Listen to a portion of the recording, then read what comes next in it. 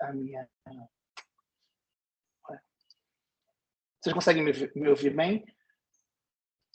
Por favor, Vicente, troque a língua de transcrição do inglês para o português.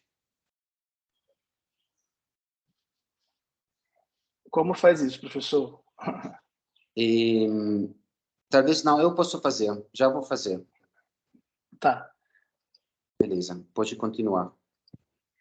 Perfeito. Vou compartilhar aqui minha tela. Vocês conseguem ver minha tela também?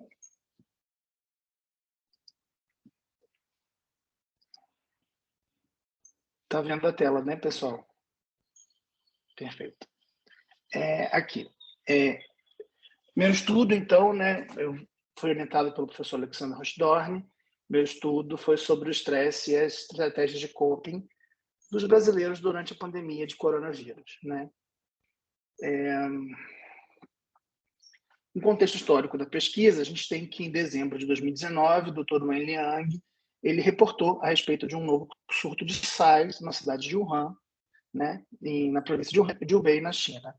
Ele, logo na sequência, foi procurado pelas autoridades chinesas, teve que assinar um termo de que ele estava espalhando rumores sobre uma doença, mas, posteriormente, em 7 de janeiro, as autoridades chinesas já vieram relatar à OMS a descoberta de um novo coronavírus, que foi acompanhado pela OMS durante esse período, né, de janeiro até fevereiro. Em fevereiro, ele recebeu o nome de SARS-CoV-2 e a doença como COVID, Coronavirus Disease, né?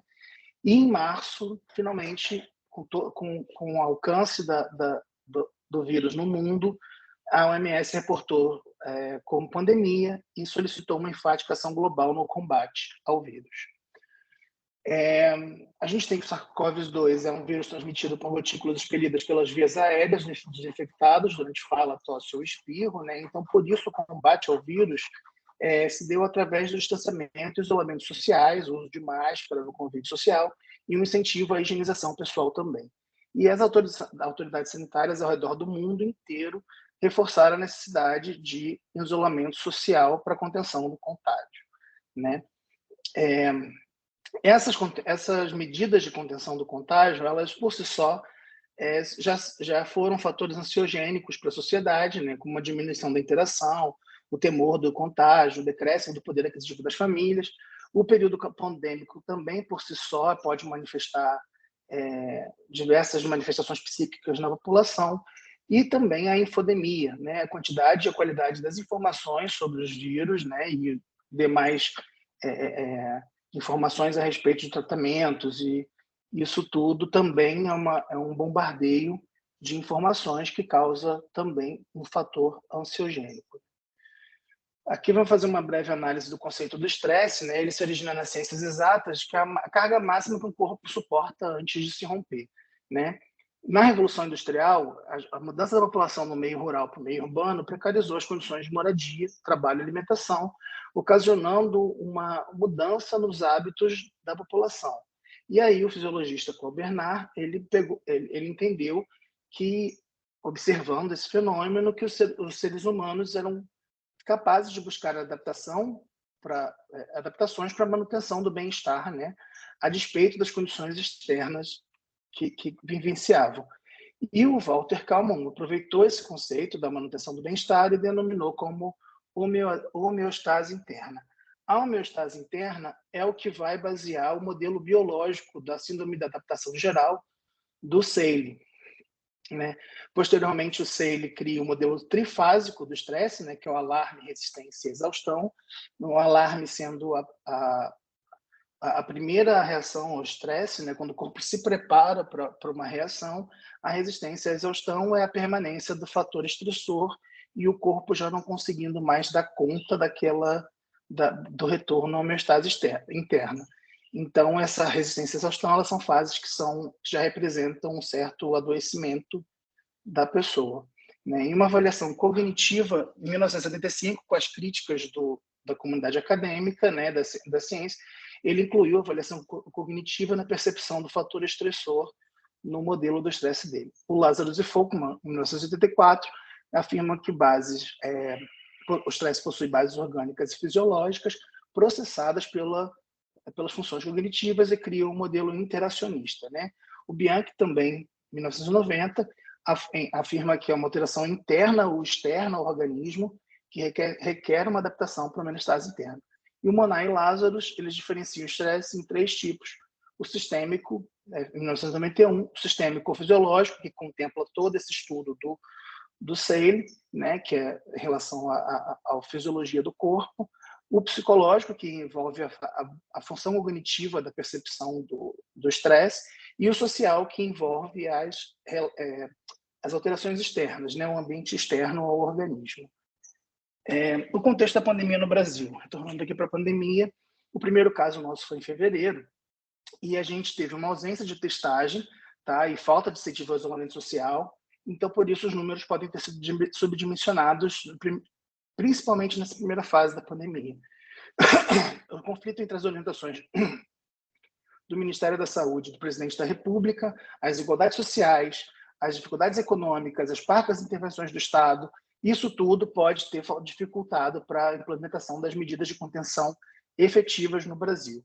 Tá? O índice de isolamento social ultrapassou 50% apenas nas primeiras semanas da pandemia, né? E em agosto de 2020, quando eu estava redigindo essa dissertação, a gente tinha mais de 34 milhões de casos e mais de 688 mil óbitos por Covid. Né? Uma análise da pandemia, da saúde mental populacional durante a pandemia no redor do mundo. Na Suíça, foi feito estudo que considerou que teve como resultado altos níveis de estresse, principalmente na população feminina, e como coping o suporte emocional e o altruísmo. Na Espanha, a população feminina também apresentou maiores estresses de sofrimento psicológico, seja depressão, ansiedade ou sintomas pós-traumáticos. Turquia, mulheres, pessoas com Covid na família e pacientes psiquiátricos com psiquiátricos também afetados por depressão e ansiedade. No Reino Unido, nível 2 vezes mais alto de sintomas de transtorno de ansiedade e diminuição da sensação de bem-estar durante a pandemia. Na Argentina, também um alto nível de sofrimento psíquico e a falta da rotina e a previsibilidade do contágio como causas. Na Argentina também apareceu o altruísmo como uma estratégia de enfrentamento.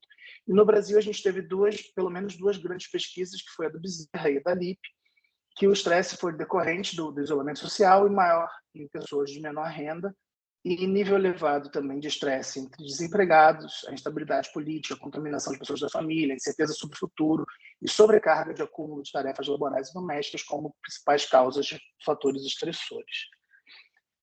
Com base epistemológica desse estudo e referencial teórico, a gente tem que o estilo de vida ocidentalizado das pessoas já promove fatores ansiogênicos comuns na rotina que se acumulam, né?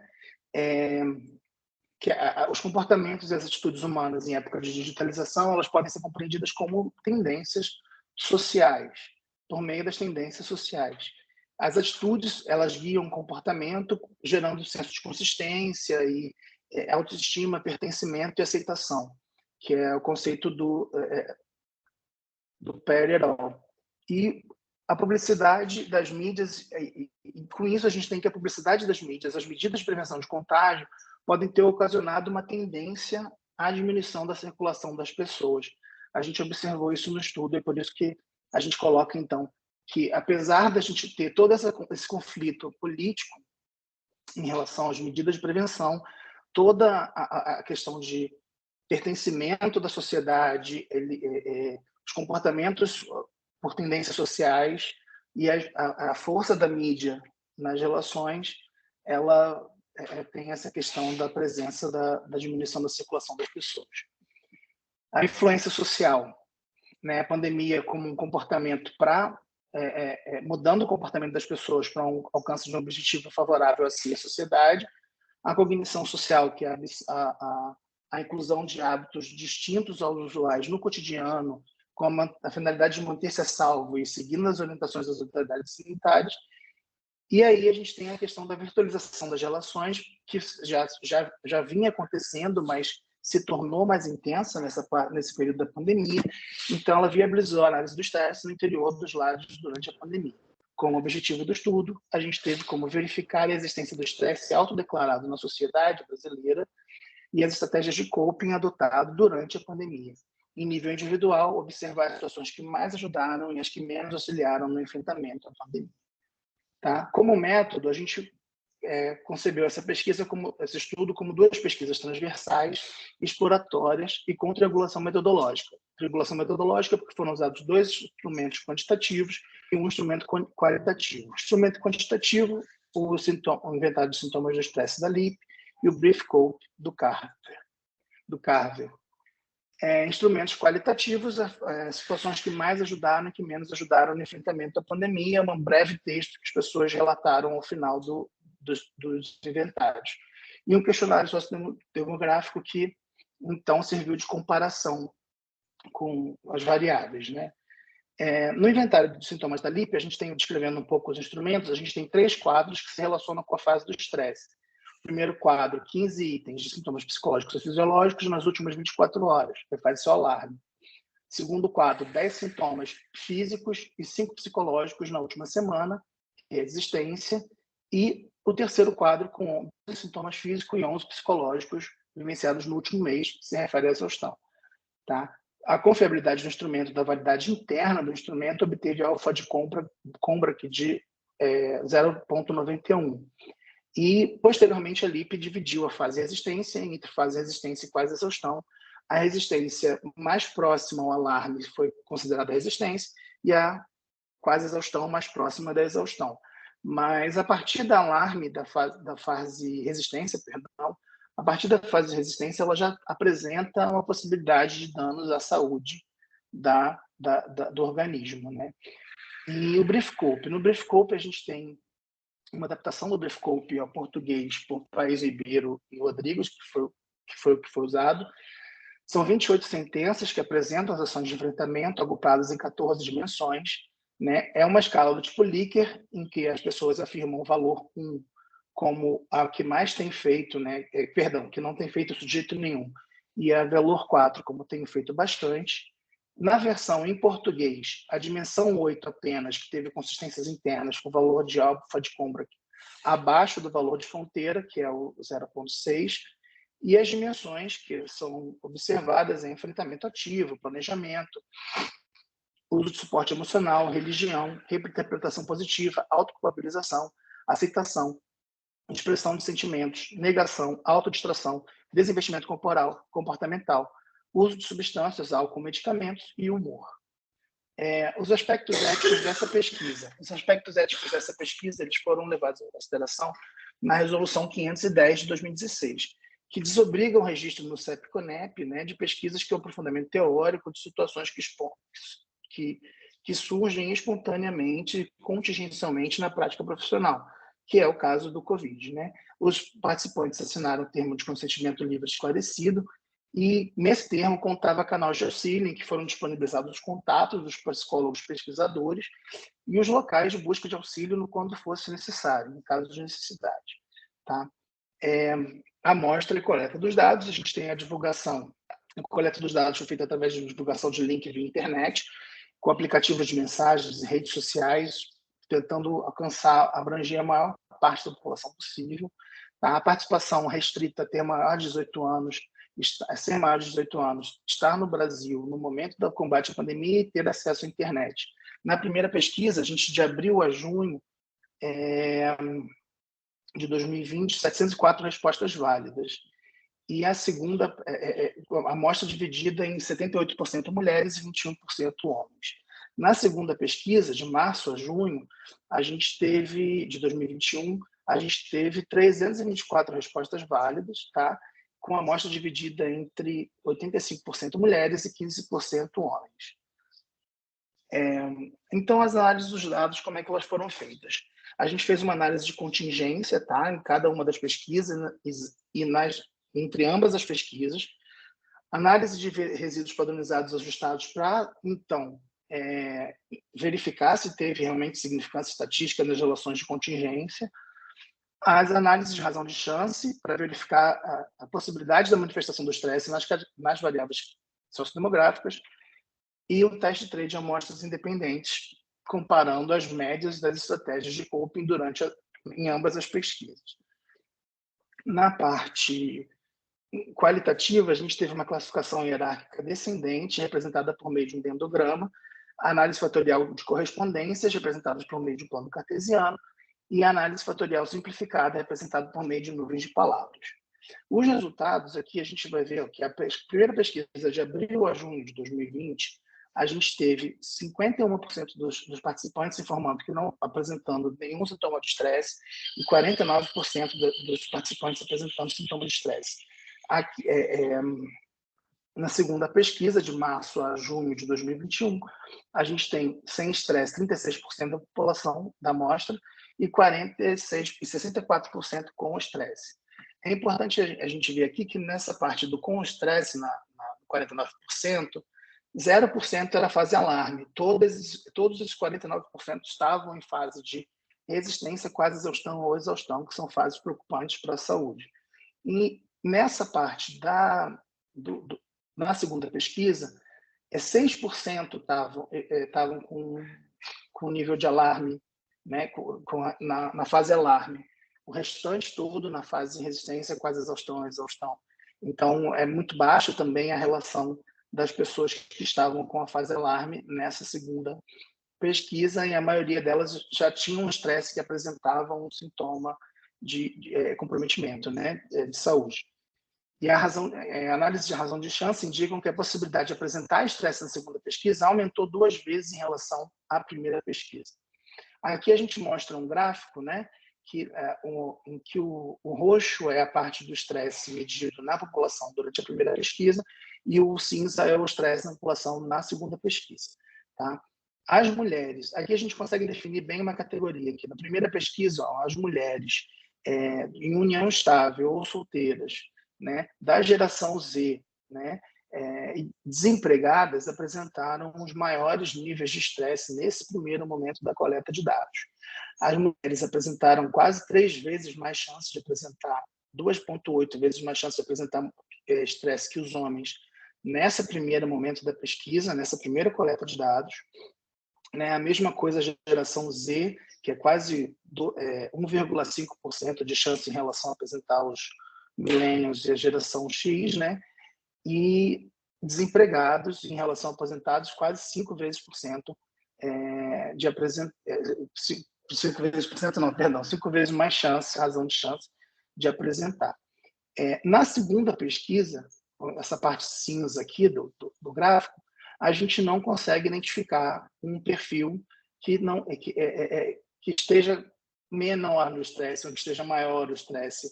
Né? As pessoas apresentaram níveis elevados de estresse de uma forma generalizada aqui, né? Independente da situação sociodemográfica, da variável sociodemográfica em que ela se encontrasse. Né? Então, a gente tem exatamente que o estresse se ampliou na população de forma mais generalizada. Né? Nas estratégias de coping, né, a gente tem que os testes de amostras independentes, teste de amostras independentes não mostrou variação nas estratégias de coping entre as pesquisas. Então, os copings mantiveram iguais, as médias de coping. Né? As mais usadas foram planejamento, enfrentamento ativo, aceitação, reinterpretação positiva, né? E as menos usadas, a negação, o desinvestimento comportamental e o uso de substâncias. Tá? Como resultado das classes de palavras, né, das palavras da análise lexicométrica que foi feita com um breve relato com as pessoas em até 3 palavras, descrevendo as percepções delas em relação ao estresse, a gente teve na classificação hierárquica descendente 4 classes de palavras que surgiram. Né? A classe com maior frequência, classe 4, com 28%, se referindo, está diretamente relacionada à classe 3, a classe 4 ela se refere a fontes de informação, né? Como a informação veio e a forma como a informação chegou, né? E as pessoas que podiam realmente fazer alguma coisa a respeito da pandemia, a questão do isolamento, né? Então você vê, fake news aqui aparece. Então a gente percebe que a classe 4 ela teve ela demonstrou essa percepção das pessoas. E a classe 3, que está associada a ela, diretamente relacionada a ela, que é ansiedade, estresse, angústia, preocupação. Então, essas 2 classes tiveram correlação. A classe 2, né, que aparece aqui em verde, é a fé, amigo, esperança, família, Deus, resiliência, né? E a classe 1, físico, yoga, atividades, elas, leitura, estudo, elas estão praticamente simbióticas, né, interdependentes no discurso das pessoas. O enfrentamento ele envolveu tanto características positivas de paciência e esperança, quanto atividades físicas e de estudo, de leitura, né?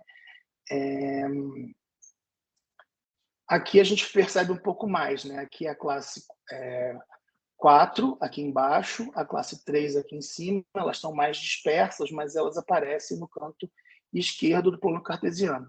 E as classes 2 e 1, elas estão mais unidas aqui, ó, entre né, no quadrante direito, né, no lado direito do quadro. Tá? Como resultado, a gente percebe aqui que a análise fatorial simplificada também trouxe para a gente, que é notícia, assistir, né? A classe 4 e a classe 2, elas aparecem mais centrais, ó, fé e família também aqui presente. A classe ler, trabalho e casa, classe 1, né? Elas são mais próximas à classe 2, mas menos centrais no discurso. E na classe 3, o pensar, o medo e a ansiedade, elas aparecem mais periféricas também dentro do discurso das pessoas, né? Então, como discussão, a gente tem que a cognição e influências sociais como fenômenos que justificaram a adesão ao isolamento social durante as fases de coleta de dados, com índice de permanência em casa próximo aos 90% nas duas pesquisas. As pessoas foram questionadas se elas permaneceram em casa e elas afirmaram na pesquisa que a maioria, 90%, permaneceram em ambas as pesquisas, né? A gente tem que a presença do estresse se ampliou, então, das mulheres jovens e desempregadas até os idosos aposentados, abrangendo todas as categorias sociodemográficas levadas em consideração, e a crise se apresenta por fases, né? Isso foi visto em um outro estudo também na China, que a crise se apresenta por fases, então a cuidado da saúde mental, ela também tem que se apresentar por fases. Esse cuidado com a saúde mental deve começar nas categorias mais afetadas e se ampliar nas políticas públicas gradualmente até atingir todas as categorias que necessitam, né? A difusão do conhecimento sobre o vírus, ela colaborou tanto para a aceitação das medidas de estresse, quanto para promoção de autocuidado, mas a grande exposição do assunto na mídia também foi um fator estressor, né? E a resiliência, as atividades físicas, intelectuais colaboraram para a autodistração e para a busca do bem-estar e da saúde mental.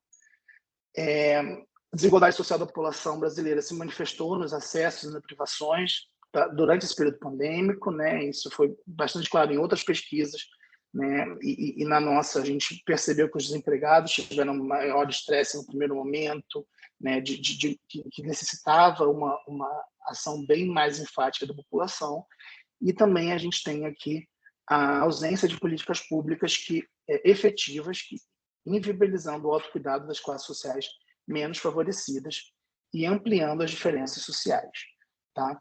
As considerações finais, a gente é importante falar do senso do pertencimento, da autopreservação da sociedade, que ajudou nesse combate, o isolamento social, com a busca de aproximação por meios eletrônicos e virtuais, então teve essa busca por proximidade, ainda que virtual, né? Um autocuidado, um cuidado com o próximo, os novos hábitos adquiridos, exercícios de espiritualidade e busca de conhecimento foram estratégias da população brasileira nesse enfrentamento. E a importância da definição de protocolos. Aí a gente vem com a importância da definição de protocolos de políticas públicas na promoção da melhoria da saúde mental em crises contingenciais, e cuidando primeiramente direcionado às categorias mais propensas e se ampliando com a permanência da crise. Como limitações da pesquisa, a gente teve que a pandemia mesmo dificultou essa profusão de ideias até do ambiente acadêmico, né? Esse debate de ideias, a pesquisa teria um outro desenho, né, com essa sendo presencialmente discutida. A etnia e a renda não foram abordadas como estados demográficos da pesquisa, então dificultou a gente conhecer um pouco mais essa amostra nossa, né? A ausência de uma terceira coleta de dados para comparar com o período pós-pandêmico, que agora também já não é mais tão pós-pandêmico assim, né? A gente ainda está vivendo uma nova onda surgindo, a comparação de dados obtidos nas pesquisas ao redor do mundo, isso é para pesquisas futuras, na verdade, comparação de dados obtidos ao redor do mundo, como forma de propor um protocolo de atenção à saúde mental da população, e que esse protocolo tenha um acompanhamento, né? Tenha um acompanhamento no período pós-pandêmico, na retomada da sociedade, para verificar como é que está o estresse da população nos períodos pós-pandemia, né? Como forma de atenção à saúde da pessoa. As referências estão nesse QR Code aqui, né? Enquanto vocês buscam essas referências pelo QR Code, eu vou ler a frase do Dostoiévski, da Memória do Subsolo, que é: a natureza não lhe pede permissão, ela não tem nada a ver com seus desejos, nem se suas leis lhe agradam ou não. O Senhor tem a obrigação de aceitá-la como é, e, em consequência, todos os seus resultados. Muito obrigado, e aqui está o meu contato para esclarecimentos. Muito obrigado, Vicente, pela apresentação bem sintética do seu trabalho. E agora, como é previsto pelas orientações dos programas de pós-graduação no Brasil, e a primeira arguição será feita pela membra externa da banca, a professora doutora Alessandra Oliveira, da Universidade Católica de Brasília, e a seguir as arguições da membra interna do nosso programa de pós-graduação, a professora doutora Gardenia Abad. E, Vicente, você prefere responder logo depois da contribuição da Alessandra Oliveira as próprias observações levadas em consideração, ou prefere fornecer uma réplica a ambas as arguições, ou seja, em seguida também da avaliação da professora doutora Gardenia Abad? Como vocês acharem melhor, assim, né?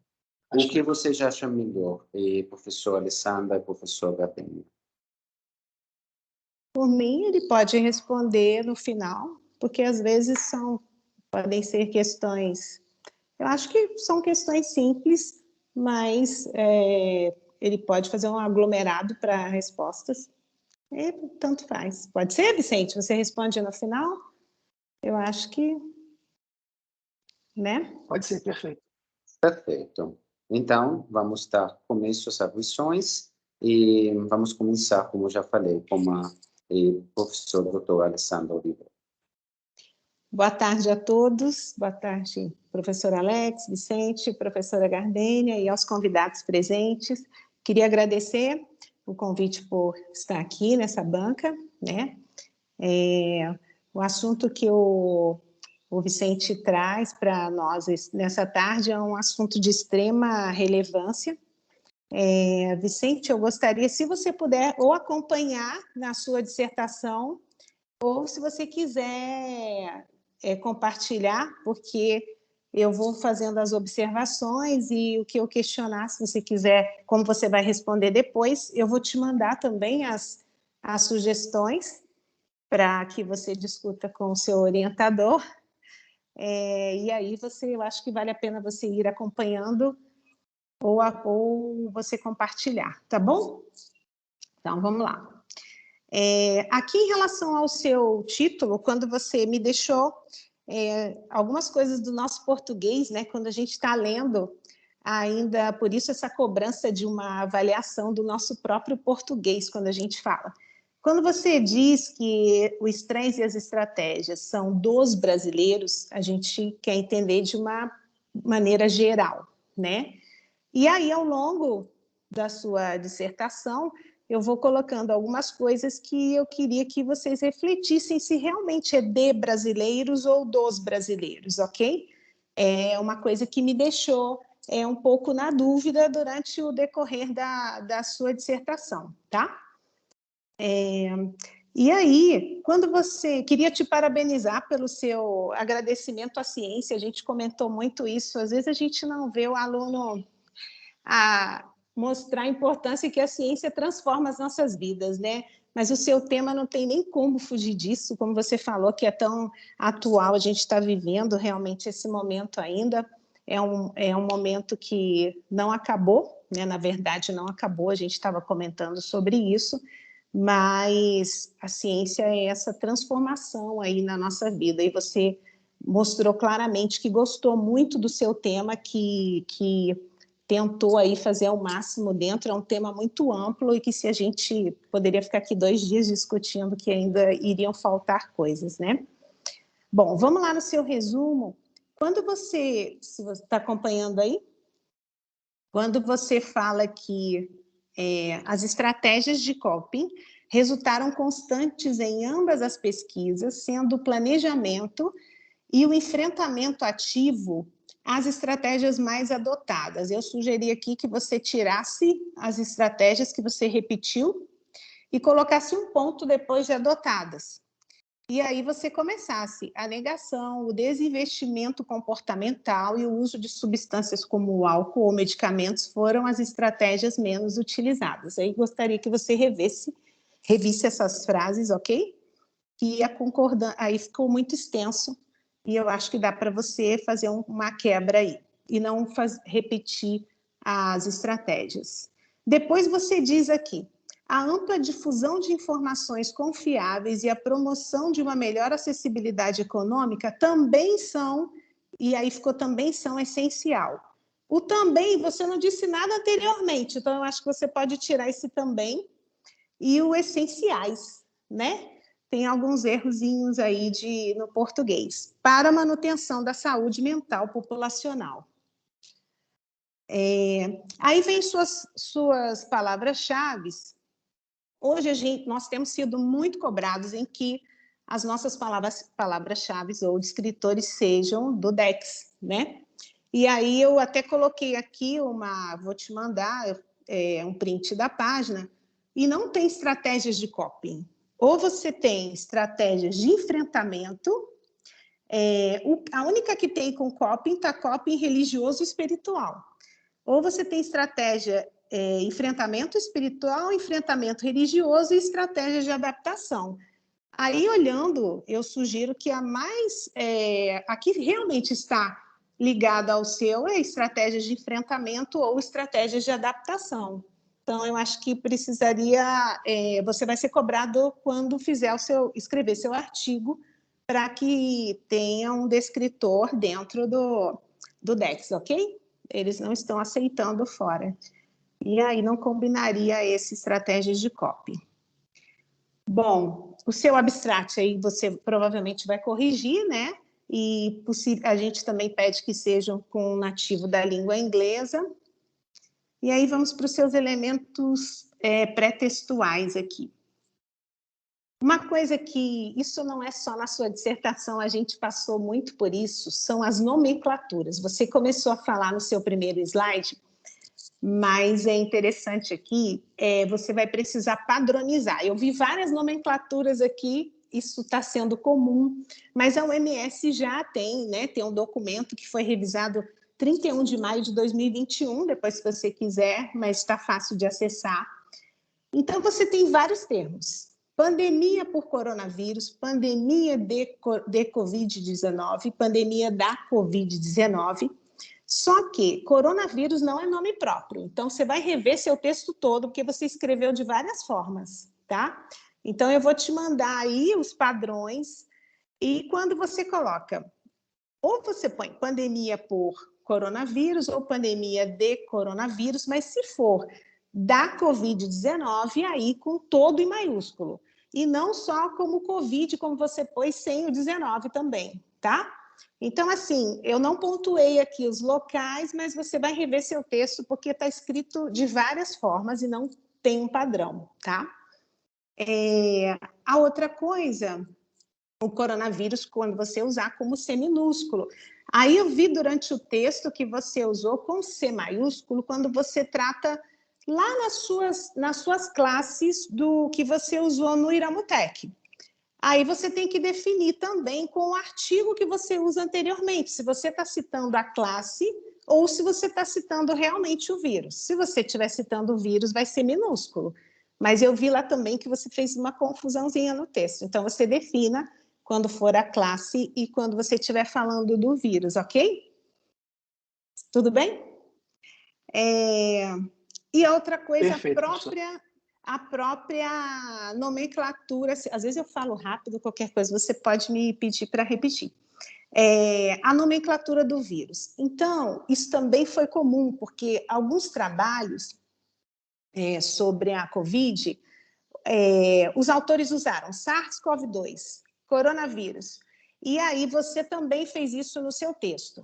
Aí, mesmo quando você cita aquele artigo que você está trazendo, isso aconteceu muito na área médica, você está trazendo aquele artigo, mesmo que ele tenha usado SARS-CoV-2, mas se você padronizou coronavírus, fale coronavírus. A gente está sendo cobrado sobre isso nas revistas, tá? Então, já coloque um padrão de quem você está chamando. Se você quer chamar como coronavírus ou SARS-CoV-2, ok?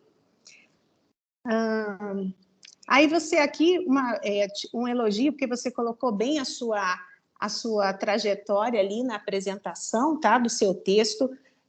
Talvez pudesse enxugar um pouquinho. Eu sei que ficou uma coisa, muita gente às vezes empolga na hora de colocar, mas eu achei um pouco extenso, tá? Talvez pudesse enxugar mais um pouquinho. Fez um guia para o leitor, que ficou bem interessante também. E acho que realmente vale a pena fazer uma correção do português do texto, tá? Vamos lá para a primeira parte aqui. Já falei do coronavírus, ok. Quando você fala aqui no... Olha, eu coloquei aqui para você alguns parágrafos na página 20, pode ir lá na sua página 20, o penúltimo parágrafo, esse você tem que corrigir, tá? Nomenclatura. São 2 parágrafos na página 20, se você quiser marcar aí. Na página 21, o penúltimo parágrafo, quando você fala aqui, distribuição de alimentos e medicamento, a concordância aí do plural, tá? Aqui, quando você diz... Só um pouquinho. Na página 21, no penúltimo parágrafo, você fala aqui, lá no finalzinho, em diversos locais, depois que você coloca a cadeia de distribuição de alimentos e medicamentos e os de combate direto ao vírus. Viu aí? Em diversos locais, em diferentes momentos, incentivou-se... Aí aqui você não especifica. Que locais são esses? Que momentos são esses? Você não fala nem anteriormente. A gente sabe, mas para quem está lendo, tá? Então, eu acho que sempre quando a gente coloca assim, muitos estudos, as pesquisas que mostraram... Então, assim, você tem que citar pelo menos algumas, ok? Que momentos são esses e quais foram os locais que aconteceram isso? Onde é que você viu isso, né? Você disse aqui, incentivou-se a diminuição da circulação de pessoas nas ruas ou outras medidas como lockdown. Onde que foi, tá, que aconteceu? Dê alguns exemplos aqui. E referenciar também que está sem referência. Depois, na página 22, você coloca aqui temor do contágio do vírus... com o vírus SARS-CoV-2 de entes estimados ou de si próprio, e o decréscimo do poder aquisitivo pela inviabilidade. Ficou aqui parecendo que o vírus é da própria pessoa. Você colocou assim, temor do contágio com vírus de entes estimados. Então, assim, o vírus não é da pessoa, é a pessoa que adquiriu, tá? Mas em termos de concordância, o vírus não é próprio da pessoa, certo? Na página 23, lá no penúltimo parágrafo, você precisa corrigir a referência que você colocou aqui, o modelo interacionista proposto por Lazarus e Folkman, mas aí não tem data, você não definiu aqui que tipo de... Como é que você colocou esse daqui, tá bom? Que padrão é esse aqui? Então, eu vi que você pôs tudo a BNT, mas precisa acertar aqui, né? Vamos lá. Na página 24, aí a questão da nomenclatura mesmo, quando você fala o contexto da pandemia de coronavírus no Brasil. Tem uma interferência aí. Alguém está com o microfone aí ligado. Ok. Vamos lá. Lá na página 28 e página 29, você coloca aqui na tabela total de casos e óbitos, tabela 1. Total de casos e óbitos por Covid no Brasil até agosto 2022. Assim, normalmente a gente padroniza o título com a fonte da tabela, tá? Então, se você olhar nas suas tabelas aqui, normalmente a gente não põe esse título em itálico, a não ser que vocês tenham, eu não me recordo de ter esse padrão, mas assim, ficou o título num formato, a tabela 1 no formato, o título no outro, então eu acho que você poderia colocar tudo num padrão, padronizar o título da tabela, ok? Tanto a fonte como a forma. E no texto, quando você coloca, tem lugar que você põe tabela numa fonte, outra tabela na outra e a letra também. E o título da tabela em maiúsculo e minúsculo. Então, eu não sei qual é o que você vai adotar. Padronizar também essa forma que você vai expor as tabelas e os quadros no seu texto, tá? Vamos lá. Página 30. Tá. Você colocou aqui, ó, nesta pesquisa, também foram avaliadas as estratégias de copying. Aqui, copying não está em itálico, né? Ele tem que entrar em itálico aqui, tá? Normal. Ainda na página 30, você colocou aqui, novamente, a população feminina apresentou maiores tendências de relatários. Quem tem tendência A, né? Então, tendência A. Aí, só corrigir o português aí. Quanto aos seus objetivos e a sua justificativa. Vamos lá na página 35, também tem que corrigir o copy. Aí, quando você coloca aqui no seu objetivo geral, vai acompanhando aí. O presente estudo visou compreender quais foram os níveis de estresse autodeclarados e mensurados na sociedade brasileira durante o período em que durou a pandemia, além das principais estratégias de copying, aqui o copying corrigir, né, itálico, adotadas pelos sujeitos envolvidos.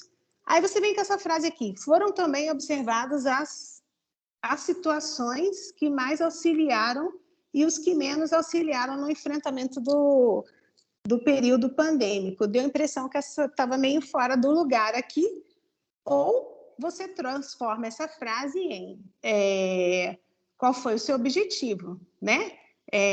Ou sujeitos envolvidos a observar, descrever as situações, transformar aqui numa frase para objetivo mesmo, ok? Porque ficou uma coisa que já o presente estudo visou compreender, aí foram observados, entendeu? Então, acho que vale a pena você juntar isso aqui e transformar em formato de objetivo mesmo. Segunda parte aqui, vamos lá, no método. Você descreveu bem o seu método, falou das suas 2 pesquisas. Me deixou uma dúvida aí também, aquilo em relação, voltou lá no título, né? Você colocou dos brasileiros, né?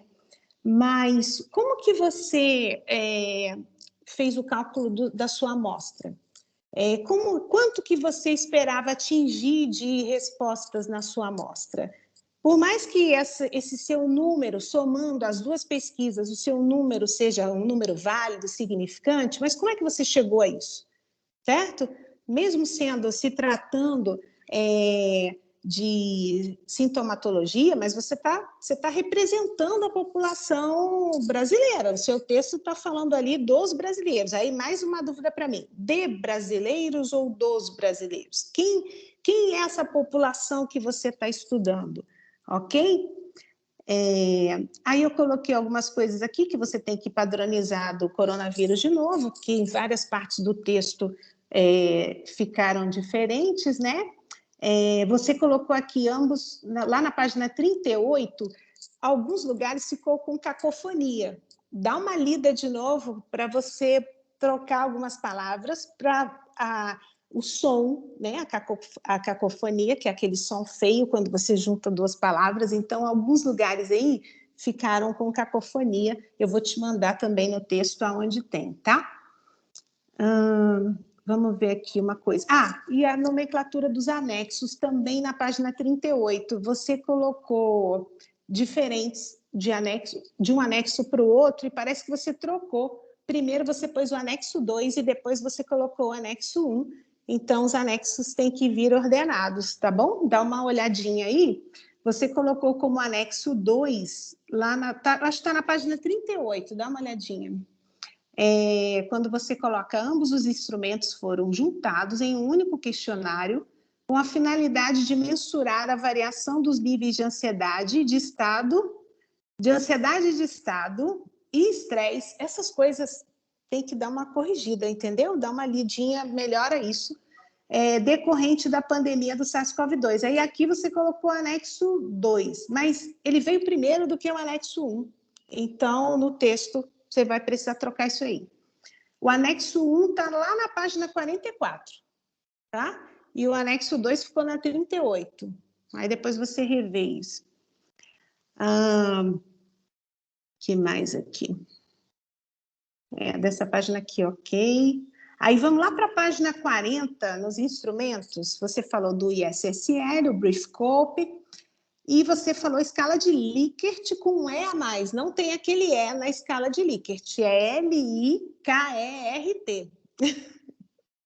Ok? Você escreveu, eu acho que em 2 lugares, o Likert com E a mais aí. Então, um deles é na página 40, certo?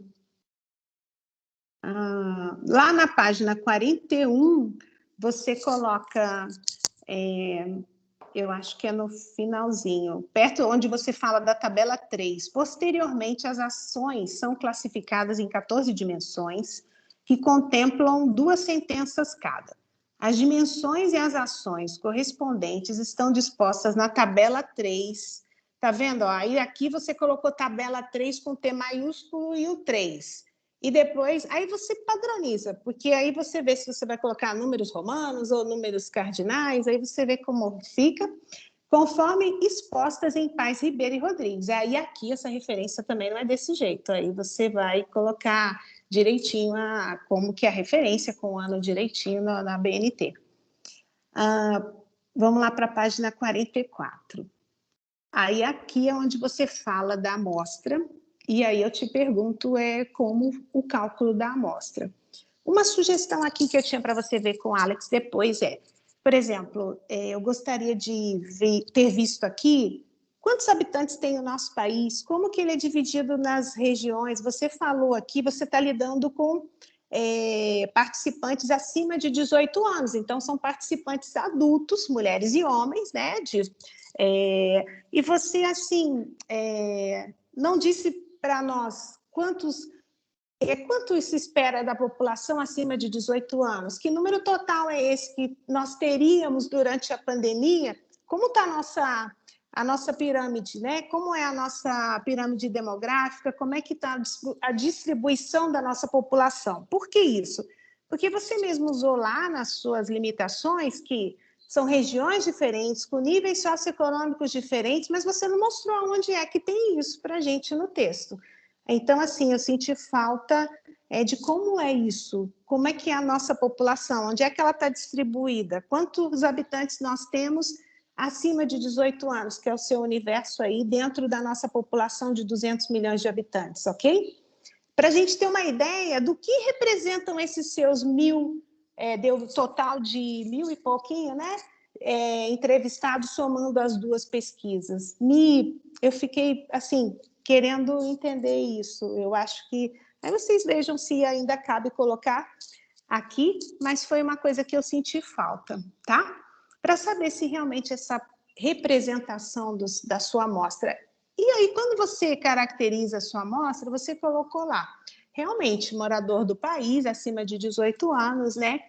Mas aí você tem esse dado das regiões, de onde eles são, que Você colocou ali se estava desempregado ou não, qual era o estado civil, mas você mesmo falou que nível socioeconômico variado na nossa população. Então, eu senti falta disso, de que regiões representam esses 1.000 entrevistados, ok? E uma coisa importante que, às vezes, não chamou atenção para vocês, mas isso foi muito falado mesmo para quem não está exatamente na área na área médica em si, mas as doenças que fizeram linha de frente junto ao Covid e que influenciaram nos níveis de comportamento das pessoas. Então, assim, vocês todos devem ter ouvido falar que o sítio principal de acometimento do vírus para uma doença grave é o sítio respiratório, né? Então, quem é que o vírus acometeu para fazer uma síndrome respiratória aguda grave e parar na UTI, usar uma VNI ou ser entubado? O pulmão. Então, as pessoas, sabidamente, né? Isso foi um grande boom. Vocês viram que os asmáticos foram os mais que se sentiram mais atingidos, né? Não queriam sair de casa, isso, né, se falava toda hora. Então, depois dos asmáticos, os diabéticos e os hipertensos. Então, essas 3 patologias, elas influenciaram muito no nível emocional das pessoas, né? Eu posso falar que a minha sobrinha de 18 anos, exatamente, asmática, não queria sair de casa e até então era uma menina tranquila, precisou ser atendida por psiquiatra. Então, entrou em depressão e eu tive mais filhos de colegas médicos que também asmáticos ou com rinite crônica que tiveram necessidade de atendimento psiquiátrico. Então, assim, aí quando eu senti falta aqui se você não conseguir se relacionar, que isso eu percebi que não está na sua pesquisa, mas que pelo menos você usasse isso como limitação, porque realmente essas doenças, elas impactaram muito na ansiedade e na depressão das pessoas, tá? Que portaram, por exemplo, essa minha sobrinha, ela não teve Covid, mas ela não queria conversar com ninguém. Ela não queria encostar em ninguém, para vocês verem o grau de alteração de comportamento, né, que o adulto, que o jovem, ele apresentou por ter uma patologia. Agora, é diferente da pessoa que não tem e se sentiu mais livre, né? E esse grau de depressão, imagino eu, vai ser diferenciado ou não, nessa pessoa, mas a tendência é que ele seja, ok? Bom, e aí vem a sua análise dos dados aqui, você explorou bem isso, né? Você usou aí o JASP ou o SPSS. Faltou colocar a versão do SPSS que você usou, que eu não achei aqui, na sua análise fatorial. Da sua análise quantitativa textual, eu tenho mais costume de usar o Alcest, mas é porque desde o mestrado, 2008, eu tive um apego com o Alcest, mas o Iramutec, né, a gente conhece também. Então, assim, você fez uma boa exploração. A minha dúvida ficou em relação à quantidade, a diferença da quantidade da primeira entrevista para a segunda entrevista. Que isso também você não disse como é que você vê essa diferença, senti falta disso, porque eu tenho certeza que você analisou alguma coisa em relação a isso, né? Por que houve mais de 50%, a diferença deu 54%, 59%, né? Então, por que essa diferença nas respostas? 54%. Isso. Por que essa diferença nas respostas e a validade disso de um período para o outro? O que tem a ver um período que... Tem alguma coisa diferente do período que você fez a primeira para o segundo? Mudou alguma coisa?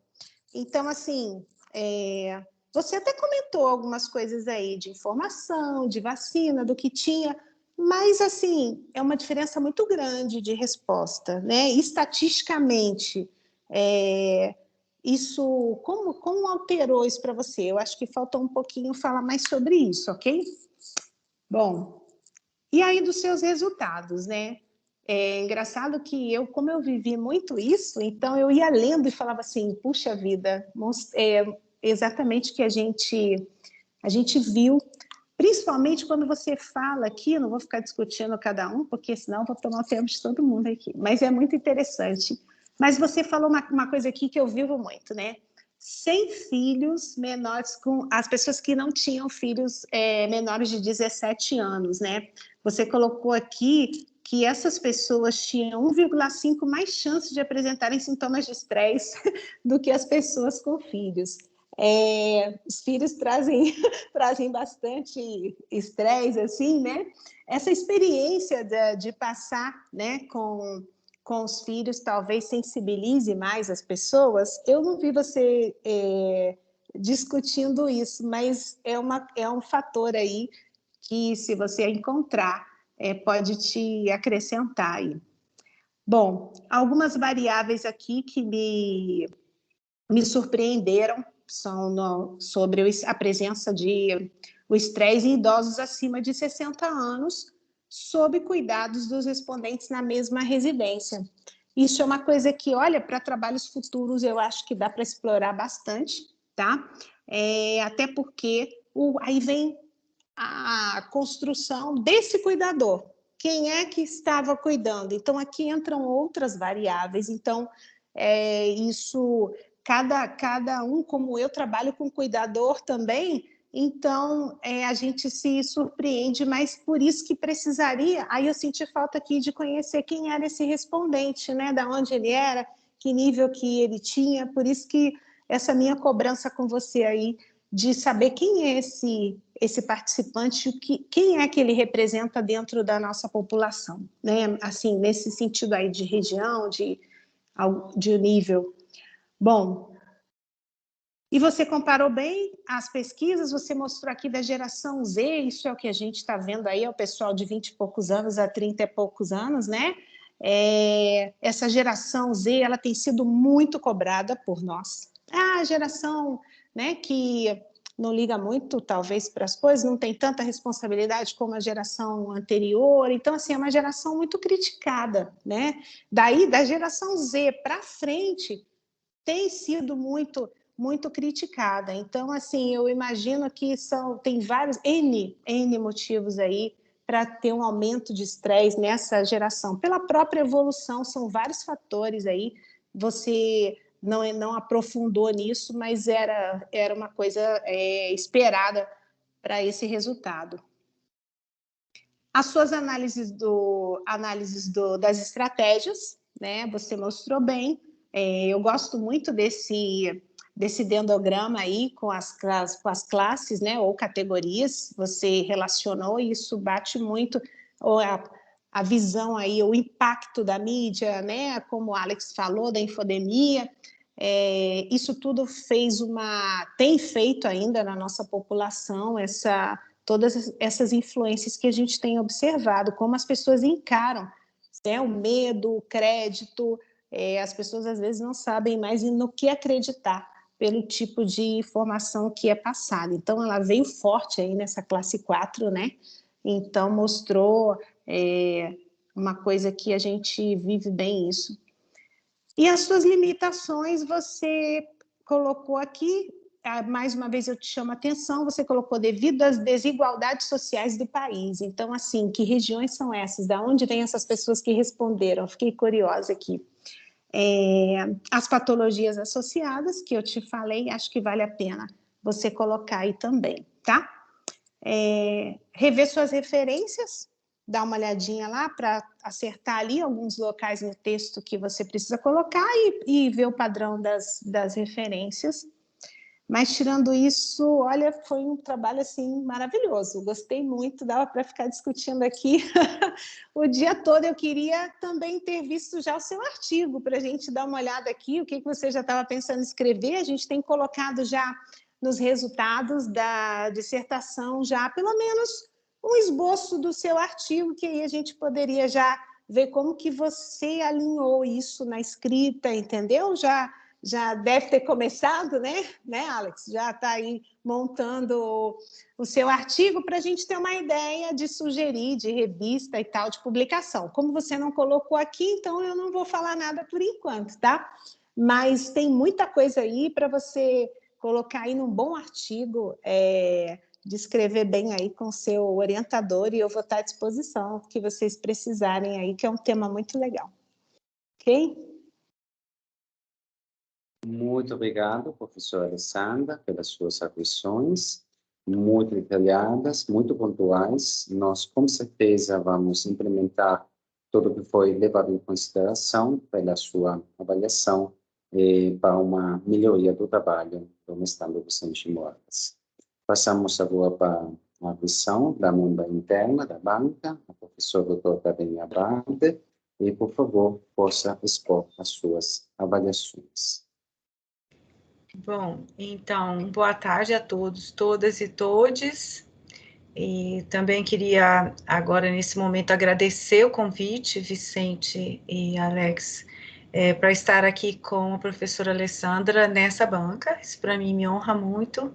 Fiquei bastante feliz com o convite, Vicente, porque já te conheço, né? Você foi meu aluno na disciplina de redação científica. Então, eu já tinha uma grande expectativa a respeito do seu trabalho, porque vi a sua grande capacidade de estudo, né, e o seu brilhantismo, e estava bastante curiosa para ver o seu trabalho. Então, inicio agradecendo e vou te contar como é que eu fiz dessa vez, tá? Eu comecei a ler seu trabalho e larguei a caneta. É muito raro fazer isso, de largar a caneta, que é não ficar pontuando cada coisa específica, tá? Vou te explicar por quê. Porque eu li seu texto com uma facilidade enorme, né? Então, isso é muito raro. E eu queria primeiro, então, deixar algo claro, que eu vejo que você tem você adquiriu uma capacidade de articulação das ideias que é muito difícil de se encontrar num texto desse tamanho, no mestrado em Psicologia Social do Trabalho e Organizações, certo? Então, você tem concisão, você tem articulação das suas ideias, das partes do seu texto, aquilo que eu chamo de espinha dorsal do texto, que eu acho mais difícil de construir com os estudantes, você construiu de uma maneira muito bela. Então, eu consegui ler seu texto, eu li todo ele, depois eu voltei, né? Mas eu quis ter o prazer de ler até o final, porque existe algo em comum, né, que orientou o seu pensamento na construção de cada parte do seu texto, e que a gente vê, então, que tem um domínio muito grande da escrita. Então, eu queria te falar, então, da escrita científica, mas você tem uma outra coisa que me encantou bastante, é a sua capacidade de se colocar dentro do trabalho e falar, e contar sobre ele, contar como se fosse uma história o que aconteceu conosco, né? Sem perder o academicismo, você traz citações, você traz referências, mas em alguns momentos dá a impressão de você estar diante de uma obra literária com qualidades excepcionais, né? Então, eu queria fazer uma avaliação, assim, geral. Eu gostei muito de ler o seu texto, e também, como alguém que escreveu sobre teletrabalho e durante a Covid, e fez análises qualitativas de falas, como você, né, eu vejo, assim, que você conseguiu captar alguns fenômenos que a psicologia não tem captado tão bem como você fez no seu estudo. Então, queria já de início parabenizar você e o seu orientador pelo belíssimo trabalho, certo? É um trabalho de muita qualidade técnica e científica. Acho que sairá daí um artigo ou dois muito interessantes. E algumas das coisas que eu vou falar aqui, eu vou primeiro, então, depois desses elogios, comentar as coisas positivas que eu encontrei além do formato, né? Achei bastante boa, bastante adequado o modo como você trouxe os referenciais teóricos e como você fez a contextualização do problema, não só no Brasil, você foi buscar no mundo indicadores de saúde mental. Isso não é comum também na psicologia, a gente sair dos referenciais da psicologia, dos referenciais mais específicos da nossa área. você fez, mostrou uma visão mais geral, você tem uma coerência teórica também muito interessante nessa parte. Na parte do método, eu também gostei da descrição do seu método, fácil de ler, é bem fluente, você colocou grande parte das informações que eu gostaria de observar no seu método, e os seus resultados estão descritos de uma maneira com grande maestria, né? Apesar de você próprio dizer que você sofreu com as estatísticas, não é isso? Bom, então eu vou comentar algumas coisas que eu notei que eu queria, então, reforçar. É preciso, na minha opinião, que você, no método, você coloque a caracterização da sua amostra.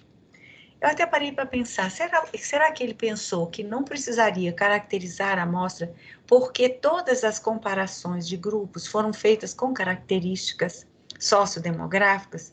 Talvez você tenha pensado nisso, mas mesmo assim eu acho que você precisa, isso aí é parte da APA, das normas científicas, você tem que dizer como é a sua amostra, caracterizá-la. Quantas pessoas do sexo feminino, todas aquelas variáveis suas descritivas que você tem lá atrás, eu vi que são muitas, se a pessoa está desempregada, aposentada, que depois você utiliza também, elas precisam estar na caracterização da amostra dentro do método. Concordo que você possa, para você poder falar de uma amostra de brasileiros, você vai precisar caracterizar, então, alguma coisa, né? Além de dizer qual é a sua amostra, de onde ela saiu.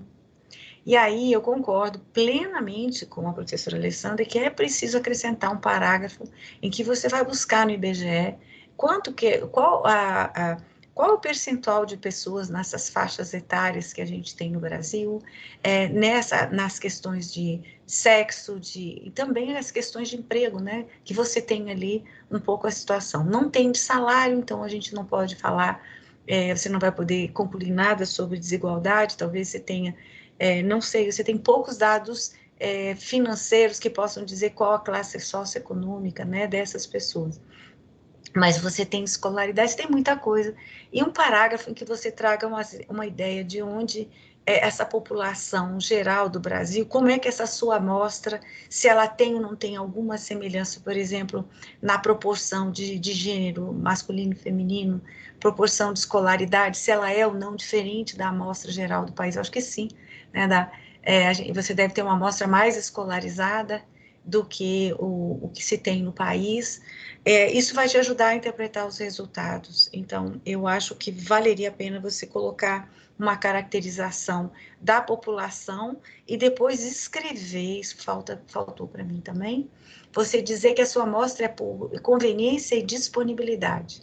Mas isso não faz com que você tenha que se esquecer de falar da população de onde ela saiu, certo?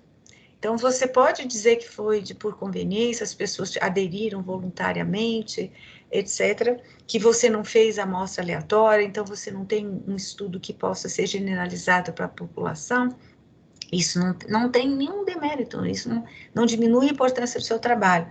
Mas se você traz os dados da população, se você fala da natureza do seu método, né, que não é um método que buscava estratificar a amostra, nem ter amostras representativas, mas se você depois, ao analisar os seus dados, você volta e diz, olha, eu tenho pessoas mais escolarizadas que a maior parte da população, talvez isso tenha enviesado meus dados em tal direção, etc. Entende?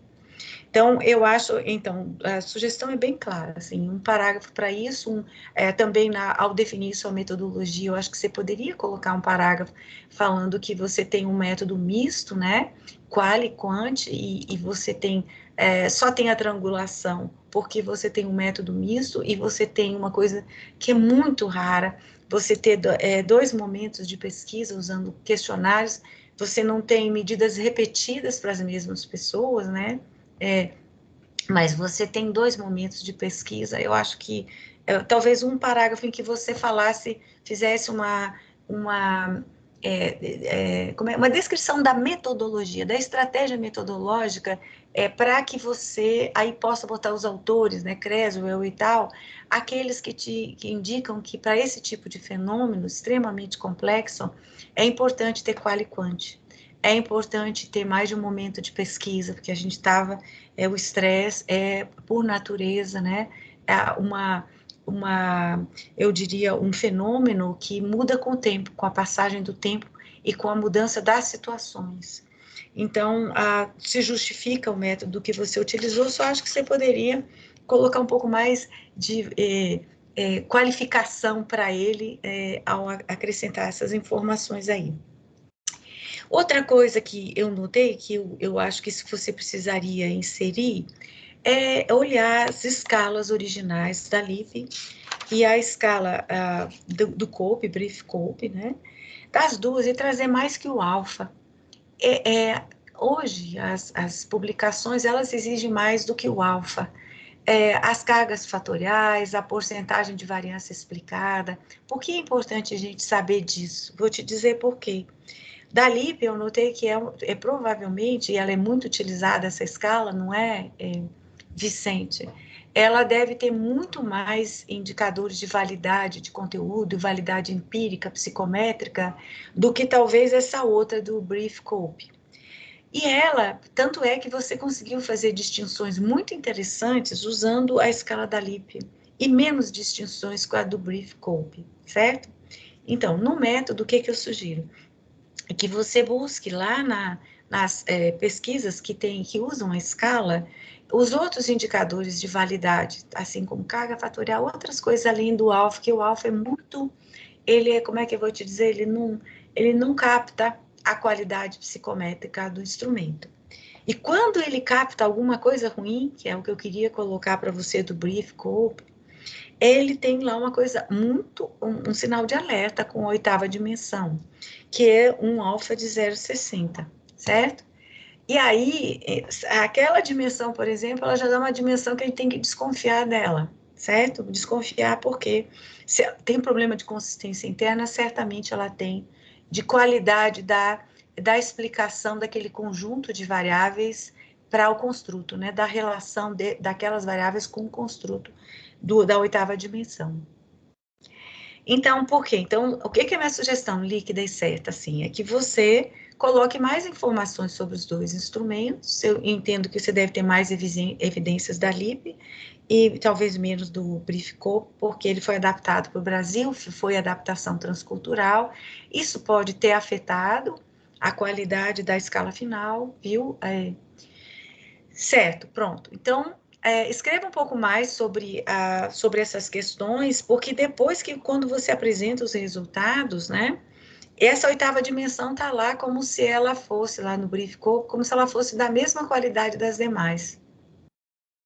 E eu não sei se ela é, certo? Talvez, pelo fato dela ter uma baixa consistência interna, não sei nem se você pode aceitar tanto os resultados que você obteve a respeito dessa 8ª dimensão, tá? Então, assim, e talvez até do próprio instrumento. Bom, e aí, o que eu te sugiro? Agora eu vou te fazer, isso aqui é uma sugestão para dentro da sua dissertação, que eu acho que você precisa colocar essas informações ali. E até trazer estudos que tenham sido feitos recentes com essas escalas que mostrem que elas estão consistentes nas suas características, tá? Psicométricas. Por que eu estou falando isso? Porque você está com tudo na mão para pegar essas duas escalas e fazer uma análise de evidências de validade psicométrica delas na sua amostra, certo? Você não fez isso, você não é obrigado a fazer.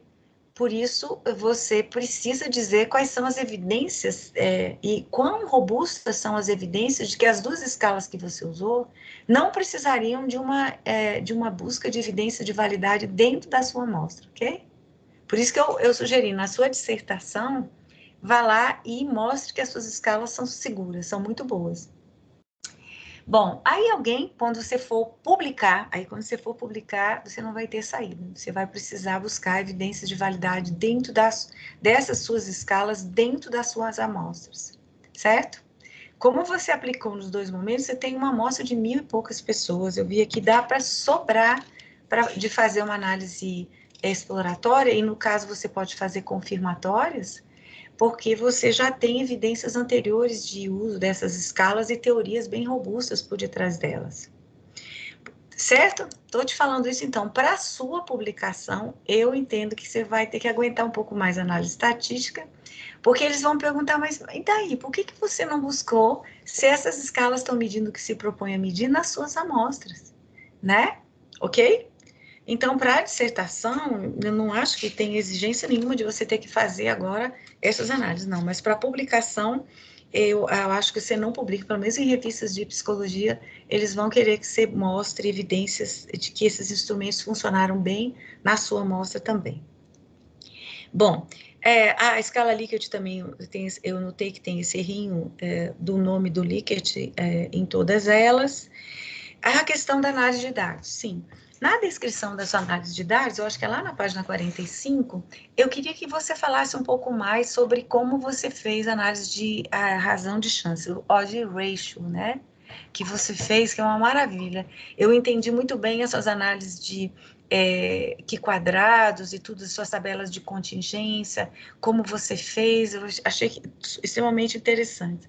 Mas talvez você pudesse falar um pouco mais ali, justificar por que você resolveu trabalhar todas as suas variáveis separadas, né? E não usou, por exemplo, uma regressão logística.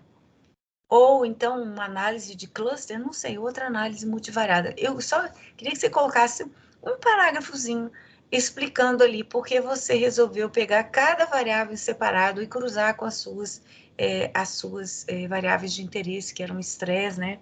E as estratégias de coping. Você pegou o gênero, você pegou, né? E se você faz, por exemplo, uma análise de cluster, você pode colocar todas essas características juntas e verificar como se esse conjunto, né, ele tem valor preditivo, se todas ou só poucas variáveis dessas se mantêm. Porque algumas podem estar correlacionadas entre si, por exemplo, idade, sei lá, aposentadoria. Provavelmente tem relação uma com a outra. Quando colocadas juntas no modelo multivariado, pode ser que uma derrube a outra na explicação do odd ratio, na predição de qual, se a pessoa está com muito estresse ou menos estresse, né?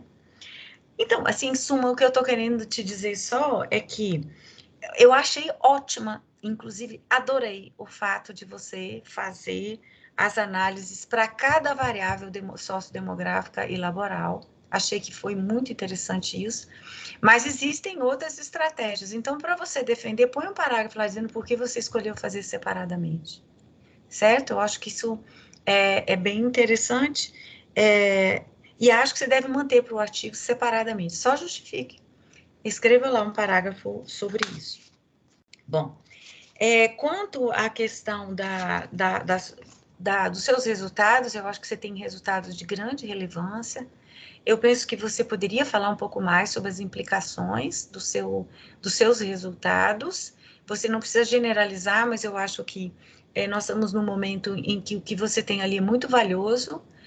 Nós vimos que alguns grupos sociodemográficos e laborais têm mais risco quando se tem uma situação de crise, eles são identificáveis. Você fala um pouco sobre isso, mas brevemente, do quanto que as políticas públicas e que as intervenções teriam que acompanhar esses grupos de risco e criar estratégias para isso. Eu acho que você poderia falar um pouco mais. Acho que é interessante, como a psicologia, né, que é onde você está, poderia intervir também com medidas de prevenção e com um pouco de quais seriam os fatores protetivos ali. Você tem muita coisa sobre isso. Você está falando aquela parte da sua análise quali, na sua triangulação, dava para trazer umas coisas legais. As pessoas chegaram a um alto nível de exaustão, família, fé, yoga, não funcionaram para levá-los a um nível de estresse, de adoecimento, certo? Então, é como se elas tivessem sido, na minha opinião, posso estar errado, tá, Vicente? Mas me dá a impressão de que foram paliativos que ajudaram a suportar, mas não evitaram a exaustão que leva ao adoecimento. Então, o que a gente precisaria fazer, né? E eu acho que nós não vamos enfrentar só essa pandemia, nós vamos ter outras situações de crise sanitária pela frente. O que a gente faria para evitar que as pessoas chegassem a essa exaustão desse nível? Será que podemos evitar?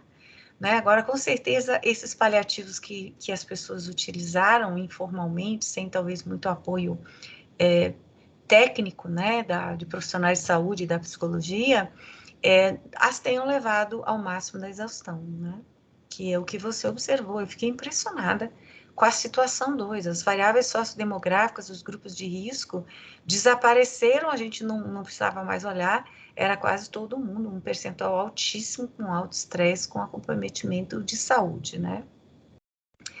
Então, assim, eu acho que aí você poderia explorar um pouquinho mais, assim, no seu artigo você vai precisar fazer isso, inclusive ao escrever a cover letter, né, que espero que você escreva para uma revista internacional, você mostrar que uma das suas contribuições são as contribuições práticas para o enfrentamento de crises como essas, sanitárias, e o quanto que as estratégias de coping que a gente utiliza são fracas, diante da magnitude, provavelmente, e também das estratégias informais que não foram classificadas como estratégias de coping, mas na fala dos indivíduos apareceram. Então, nem fé, nem família, me assustaram, inclusive, essas palavras bastante, né? Porque elas revelam um locus de controle externo, né? Muita coisa da gente ter tirado de dentro de nós a busca da solução e talvez pelo próprio desespero. Mas eu acho que você podia entrar um pouco nesse entreveiro aí, né? Fé, família, etc. E as estratégias de coping que têm sido relatadas como boas para evitar estresse, faliram, fracassaram, né? Pelo menos para a maior parte das pessoas. Para quem elas não fracassaram, também você comentar, aqueles que não fazem parte dos 64%, quem seriam eles? Por que seriam? Por que essas pessoas teriam conseguido enfrentar melhor do que as outras? Eu acho que falar dos 2 grupos, sabe? Os de 64 a gente tem que cuidar, porque é muita gente. Mas os restantes, o que eles fizeram de diferente? O que será que aconteceu? Quem são eles? Tá? Eu acho que se debruçar um pouquinho sobre isso, vai nos ajudar na psicologia a pensar no futuro aí. Bom, quanto à limitação do seu estudo, eu não acho que a pandemia tenha sido limitação para o seu estudo, né? Que você fala lá. Eu acho que limitação que talvez você pudesse colocar é a questão de você não ter podido fazer pareamento de indivíduos. Seria muito interessante a gente ver o T1 e o T2 com as mesmas pessoas. Isso poderia ser entendido, né, como você não tem necessariamente uma segunda coorte de pessoas com as mesmas características. Também isso, a gente podia ter uma tabelinha na sua caracterização da amostra, a caracterização da amostra T1 e da amostra T2, para a gente poder olhar em relação à população, como elas divergem, e entre elas, se elas divergem. Porque já que você não tem o pareamento indivíduo a indivíduo, você tem dois grupos, né, que podem ser equivalentes ou não. E talvez a gente tenha alguma diferença que explique o fato de ter aparecido mais estresse na segunda, e não uma coisa do próprio fenômeno pandêmico, né? E aí, então, volta de novo a importância de você voltar lá na sua amostra e olhar esse T1 e T2, tá? Então, assim, deixa de ser limitação quando você descreve os 2 grupos e consegue fazer comparações entre as proporções de mulheres, etc. As proporções, né, de sujeitos dentro de cada categoria, e depois puxar, né, dizendo, não, teria sido talvez melhor se eu pudesse ter pareado indivíduo a indivíduo e ver os mesmos indivíduos em mais de uma situação, eu tivesse um outro quadro e tivesse como afirmar que houve um aumento de estresse do T1 para o T2, né? Você não tem como afirmar isso, você tem um percentual mais alto de pessoas com estresse nesse alto nível. Então, assim, sugestão, de modo geral, tem alguns errinhos de digitação, umas coisinhas lá que eu vi, né, também, mas eu acho que você passando aquela última leitura, você vai conseguir resolver. Era isso que eu queria te falar. Em suma, assim, parabéns, eu espero que você publique numa revista estrangeira. Para isso, você vai precisar, talvez, acrescentar dados sobre população, amostra, descrever melhor, justificar um pouco mais o método de análise de dados que você utilizou, e certamente, na minha opinião, você terá que buscar evidência de validade psicométrica das 2 escalas dentro das suas 2 amostras, né? Ou talvez como uma amostra só de validação. Parabéns. Nossa, muito obrigado, professora Gardênia, professora Alessandra. Chega a arrepia a gente receber um feedback de um estudo, de um trabalho que a gente se dedicou e que a gente recebe essas críticas que vão trazer mais robustez e mais boniteza para o trabalho, né? Mais beleza para o trabalho mesmo. Quando eu falo que a pandemia, vou começar para o final, né? Quando eu falo que a pandemia foi uma limitação no estudo, é justamente porque eu não pude bater na sua sala, professora Gardênia, e perguntar, professora Gardênia, estou com esses dados aqui, o que eu faço? Me ajuda. O ambiente acadêmico faria isso acontecer, faria a gente se encontrar num café, faria a gente trocar uma ideia que o estudo se desenharia de uma outra forma, né? Então, eu sozinho, na frente do meu computador, pensando, né, eu agradeço a Xixá Cerrada que está aqui na frente, mas ela me inspirou muitas vezes, mas, ao mesmo tempo, ela era praticamente a minha interação de pensamento, do que fazer no meu trabalho, né, junto com o professor, toda hora acionando o professor, né, o Rosdorn, mas sem aquela realmente troca de o diálogo sempre mediado pela virtualização, né? Então, acho que isso foi um fator limitante por conta disso. Quando eu pensei, olhei as amostras e vi que realmente eu tinha perdido 54%, que a professora Alessandra até colocou aqui, que eu coloco, né, no texto. Eu olhei assim, como eu vou comparar essas duas amostras? Eu não consigo compará-las. Assim, eu tive uma perda de 54%, então como é que eu vou fazer isso? Eu fiz uma análise de contingência entre elas para saber se minimamente elas se relacionavam. Se minimamente cada categoria sociodemográfica se correlacionava uma com a outra, para que eu pudesse, então, comparar mulher com mulher, né, homem com homem, e aposentado com aposentado, e fazer essa comparação dessa por nível, né? Então foi por isso que eu resolvi estratificar também, porque quando eu vi que a amostra tinha perdido 54% tinha sido meu atrito, eu falei, poxa, preciso verificar se elas se correlacionam e como é que é a correlação entre elas, né? Faixa por faixa da minha categoria sociodemográfica. Então, por isso, na hora de... Como eu fiz isso, eu não me atentei para o fato de eu caracterizar realmente essa amostra. De eu dizer assim, Entendi. Assim, atrito de 54% tá na literatura. E se você fosse para uma terceira onda, ainda ia perder mais. A grande dificuldade que a gente tem em estudo com mais de uma observação é você conseguir ter os sujeitos de volta, né? O atrito é um problema sério. Em pesquisa com dois momentos. E foi genial a sua saída, eu achei.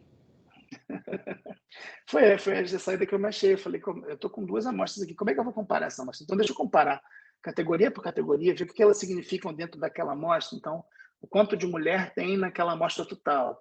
Né? Então, fui fazendo dessa forma, foi por isso que eu fui estratificando, inclusive, o resultado. Porque foi isso que me gerou essa estratificação do resultado. Né? Eu falo, poxa, então agora, se eu conseguir comparar esses dois aqui, então deixa eu ver como é que foi isso na primeira pesquisa, na segunda e entre elas, né? Então,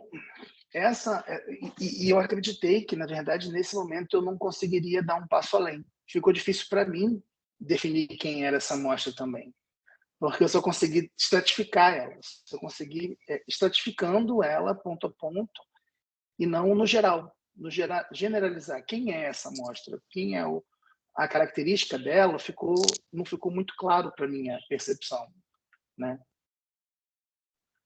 Então, eu acabei tendo essa dificuldade, né, de enxergar também. Eu também, Alessandra, a professora Alessandra também, fiquei com essa dificuldade de enxergar quem é a minha amostra, né?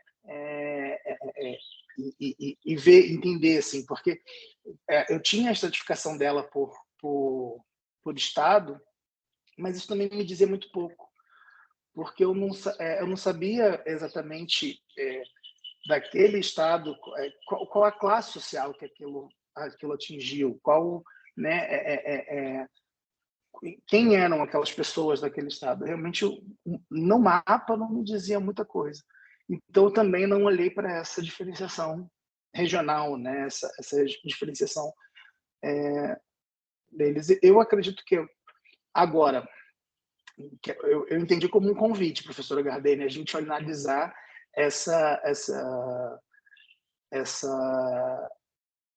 os fatores externos da estratégia de coping, né, a fé, a família e até mesmo os desdobramentos pós-eleitorais aí.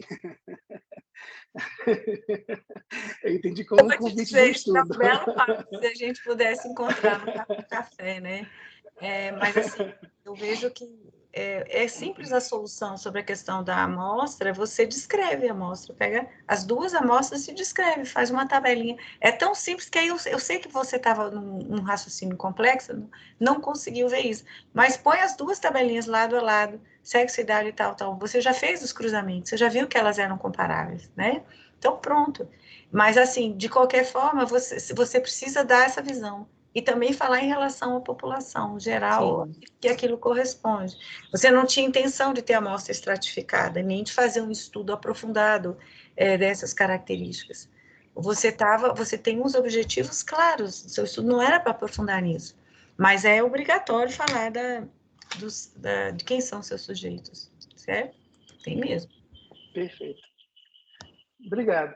Era isso. Acho que eu espero ter respondido Está as respondido, dúvidas. sim. Você tem aproveitar os dados que você tem aí para caracterizar a sua amostra. É isso aí. Tá bom? Obrigado. Por enquanto, gostaria de agradecer muitíssimo a ambas as avaliadoras e pelas pontualizações que foram levadas em consideração a respeito do seu trabalho, Vicente. Acho que nós temos bastante para trabalhar para melhorar o trabalho assim que pode ser publicado. Acho ser muito importante que esse trabalho seja publicado logo, considerando a extrema atualidade do seu tema, considerando que os níveis de estresse estão aumentando novamente neste momento, não? Com todos esses crescimentos de casos, não só no Brasil, mas também na Europa, que agora começou o inverno, não? Até tem uma crise do gás devido ao gás pela tarifação devido à crise russo-ucrânia. Então, as pessoas que estão ficando mais como vírus, não conseguindo se esquentar, e obviamente num clima muito mais rígido comparado com aquele brasileiro. Então, agradeço realmente as sugestões dadas para poder publicar isso seu trabalho. Acho que pode ser muito interessante também para a comunidade científica internacional, porque cada país enfrenta os mesmos problemas, não? Porque é uma pandemia mundial que nunca aconteceu desta forma, porque a peste bubônica não afetou desta forma todo o planeta, nem tampouco a febre ou a gripe espanhola do século passado. Dito isso, se não houver outras questões, acho que as avaliações foram feitas, que Vicente, você conseguiu de responder ambas as avaliações. Agora, mandei um e-mail para, seja você, Alessandra, seja você, Gardenia, e com um link para entrar numa sala paralela. Você, Vicente, pode continuar a estar nesta sala aqui, nesta reunião, com os outros convidados, para poder também bater um papo comigo, se sentir livre. Eu, obviamente, para a gravação, porque justamente, senão, não teria sentido, sendo que vai ser interrompida brevemente.